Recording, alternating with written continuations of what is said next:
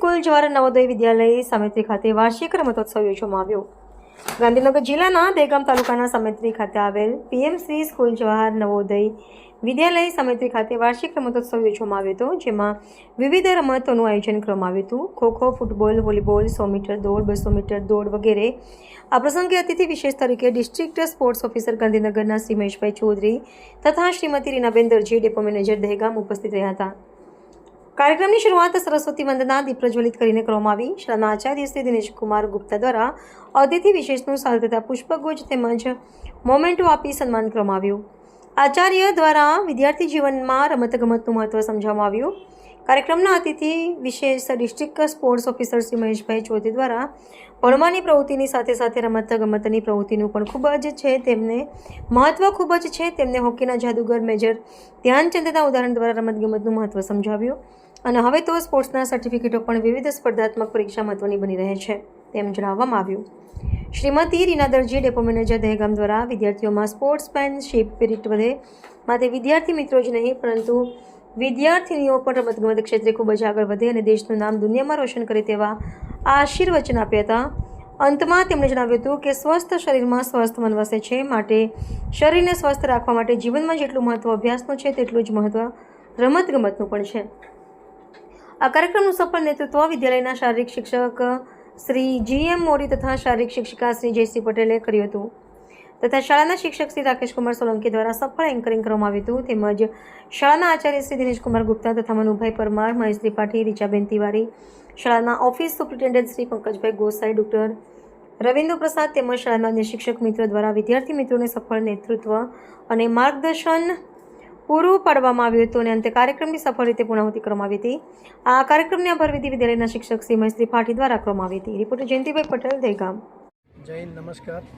આજરોજ જવાહર નવોદય વિદ્યાલય ગાંધીનગર દહેગામ ખાતે annual sport ડેનું આયોજન કરવામાં આવેલ છે।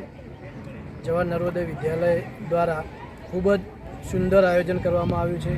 અહીંયા જે ખેલાડીઓ, જે વિદ્યાર્થીઓ છે આ સંસ્થાના, એ વિદ્યાર્થીઓને ખેલદિલની ભાવનાથી કેવી રીતના રમવું, સ્પોર્ટ્સમેન સ્પિરિટ કેવી રીતના રાખવી અને રાષ્ટ્રના નિર્માણમાં એ કેવા સહયોગી બની શકે એ તમામ માર્ગદર્શન સાથે સ્પોર્ટ ડેનું આયોજન કરવામાં આવ્યું છે। અહીંયા માર્ચ પાસ્ટ, NCCના વિદ્યાર્થીઓ અને સાથે સાથે સમગ્ર જવાહર નવોદય વિદ્યાલયની ટીમ, સમગ્ર સ્ટાફે બહુ જહેમત ઉઠાવી અને બહુ સુંદર આયોજન કરવામાં આવ્યું છે। જે ખેલાડીઓ અહીંયા વિવિધ ઇન્ડિવિજ્યુઅલ અને ટીમ ગેમનું આયોજન કરવામાં આવે, જે વિજેતા થયા છે એ વિજેતાઓને મેડલ આપી તેઓને સન્માનિત કરવામાં આવે છે। આમ તો આપણા ભારત દેશમાં મેજર ધ્યાનચંદને કેમ ભૂલી શકાય ને? મેજર ધ્યાનચંદ એ હોકીના જાદુગર હતા, જેમની માનમાં નેશનલ સ્પોર્ટ ડેનું આયોજન કરવામાં આવે છે। પરંતુ અત્યારે જવાહર નવોદય વિદ્યાલયમાં એન્યુઅલ આ વર્ષના અંતિમ ચરણમાં નેશનલ સ્પોર્ટ ડેનું આયોજન ખૂબ સારી રીતે કરવામાં આવ્યું છે। અહીંયા મુખ્ય અતિથિ તરીકે અમને જે માન આપ્યું છે, જે સન્માન આપ્યું છે અને અમને બોલાવીને જે પ્રોત્સાહન આપ્યું છે ખેલાડીઓને, જે મોટિવેટ કરવા માટે જે અમને બોલાવ્યા છે, બદલ આ સંસ્થા परिवार को खूब खूब आभार मानो। ऑल ऑफ यू, आज हमारे लिए बहुत ही प्रसन्नता का विषय है कि एनुअल स्पोर्ट्स डे के अंदर हमारे जिला शिक्षा अधिकारी श्री महेश भाई जी और मैडम